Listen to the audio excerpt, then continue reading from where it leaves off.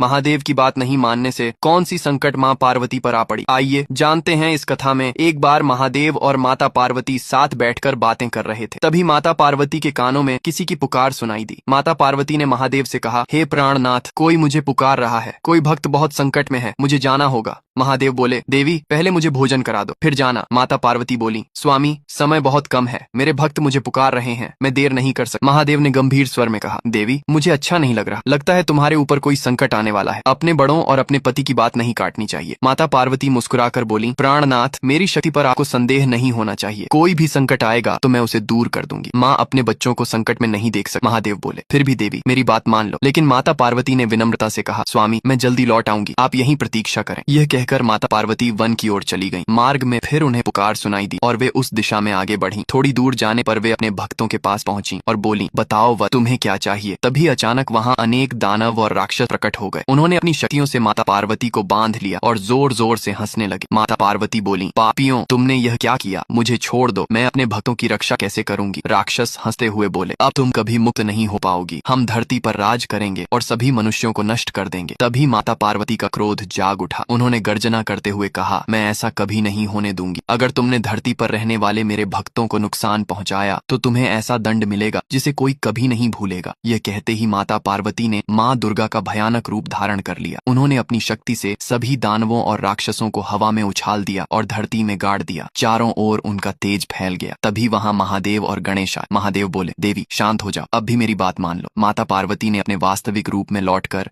महादेव के चरणों में प्रणाम किया और बोली, स्वामी मुझसे भूल हो गई, आज से मैं आपकी और अपने से बड़ों की बात कभी नहीं काटूंगी, मुझे क्षमा करें। महादेव ने प्रसन्न होकर माता पार्वती को आशीर्वाद दिया। उसी समय गणेश जी अपनी माँ से लिपट गए। फिर भी माता पार्वती बोल रही है, जो कोई इस कथा को देख रहे हैं वह महादेव के लिए लाइक और सब्सक्राइब नहीं किया है।